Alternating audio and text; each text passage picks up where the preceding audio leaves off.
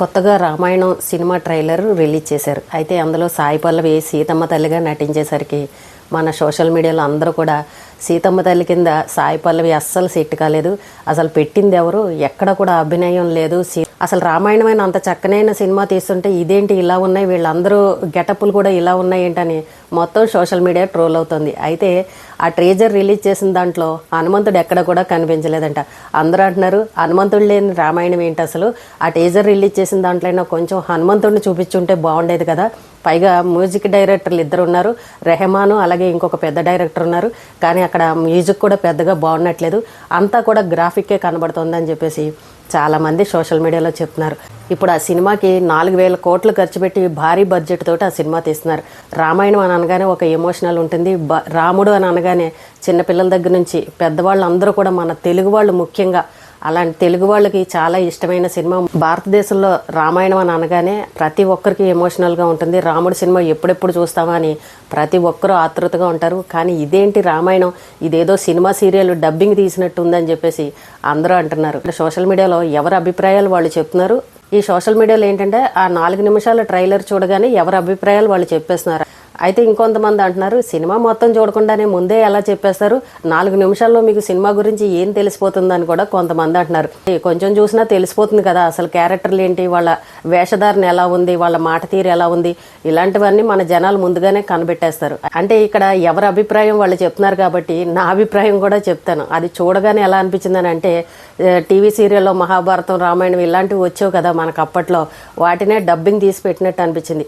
సాయి పల్లవి కానీ మిగిలిన వాళ్ళు కానీ ఎక్కడ కూడా ఆ గెటప్పులకి సెట్ అయినట్టు నాకు ఏమీ అనిపించలేదు.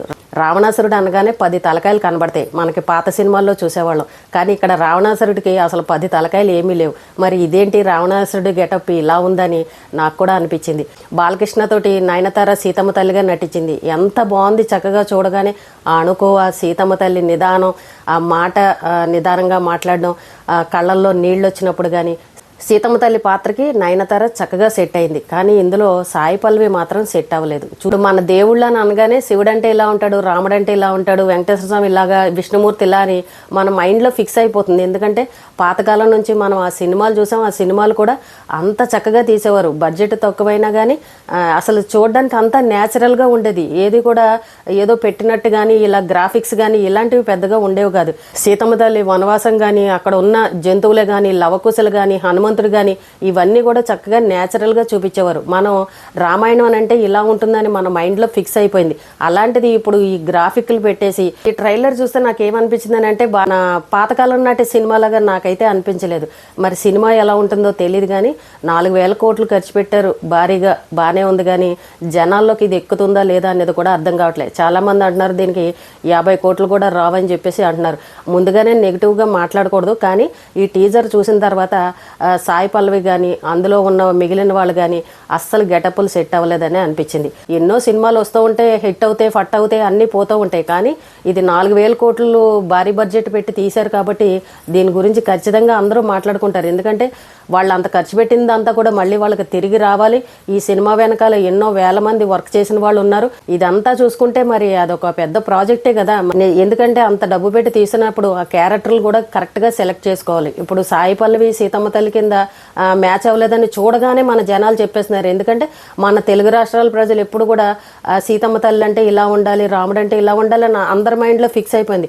మరి అలాంటి క్యారెక్టర్కి ఒక సీతమ్మ తల్లి క్యారెక్టర్ అని అంటే ఆ క్యారెక్టర్కి ఎవరు సూట్ అవుతారా అని చూసుకుని చక్కగా అలాంటి హీరోయిన్స్ మనలో చాలామంది ఉన్నారు, అలాంటి వాళ్ళని పెట్టుకుంటే బాగుండేదని అందరూ కూడా చెప్తున్నారు. కానీ ఈ సినిమా మరి ఏం జరుగుతుందో తెలియదు, కానీ దీపావళి నాటికి ఈ సినిమా రిలీజ్ అవుతుందని చెప్తున్నారు.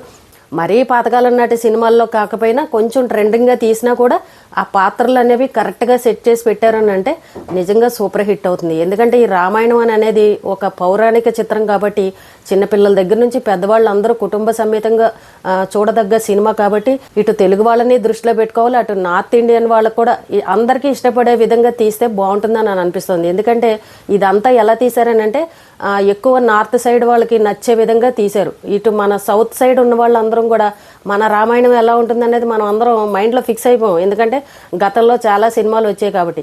సీతమ్మ తల్లి అంటే ఆ పాతకాలంలో నార చీరలు అలాంటివి కట్టుకుని ఆ మేకప్, ఆ గెటప్, మరి వేసిన వాళ్ళు ఎవరో తెలియదు కానీ ఎక్కడా కూడా సెట్ అవ్వలేదు. ఇప్పుడు ఏదైనా ఒక సినిమా రిలీజ్ అయింది అనుకోండి, ఒక్క షో అవగానే మొత్తం దాని గురించి చరిత్ర అంతా మైకుల ముందరకు వచ్చి చెప్పేస్తూ ఉంటారు. మొన్న కూడా చూసాం చెన్నై లవ్ స్టోరీ సినిమా.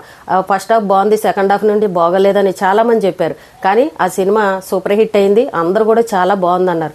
ఏమో మరి ఈ సినిమా కూడా మొత్తం సినిమా రిలీజ్ అయిన తర్వాత ఆ సినిమా చూసిన తర్వాత ఏమన్నా బాగుంటుందేమో ఇలా కూడా కొంతమంది మాట్లాడే వాళ్ళు ఉన్నారు. మొత్తం సినిమా చూడకుండానే మనం ఎలా చెప్పేస్తామని కూడా అనేవాళ్ళు ఉన్నారు.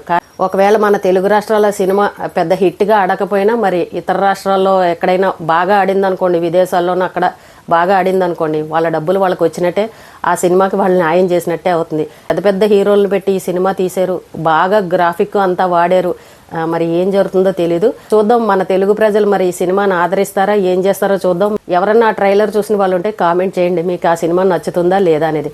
నాకైతే మాత్రం పాతకాలం నాటి రామాయణం ఏదైతే ఉందో ఆ సినిమాలే బాగా నచ్చాయి. రీసెంట్గా తర్వాత మధ్యలో బాలకృష్ణ నయనతారతోటి కలిసి తీశారు, ఆ సినిమా కూడా చాలా బాగా నచ్చింది. ఇప్పుడు ఈ రామాయణం ఎలా ఉంటుందో చూద్దాం. మన పాతకాలంలో ఎన్టీ రామారావు గారు తీసినప్పుడు అప్పటి రామాయణం ఎలా అయితే ఉందో అలా చూపెడితేనే జనాలు ఇష్టపడతారు. అలాంటి సినిమా ఎప్పటికీ కూడా హిట్ అవుతుంది. ఖచ్చితంగా మన తెలుగు రాష్ట్రాల వాళ్ళు అలాంటి సినిమాల్ని ఖచ్చితంగా ఆదరిస్తారు. జనాల ఎవరి అభిప్రాయాన్ని వాళ్ళు చెప్తున్నారు. చూద్దాం మనం కూడా సినిమా వచ్చిన తర్వాత ప్రేక్షకులు ఆదరిస్తారా లేదా అనేది.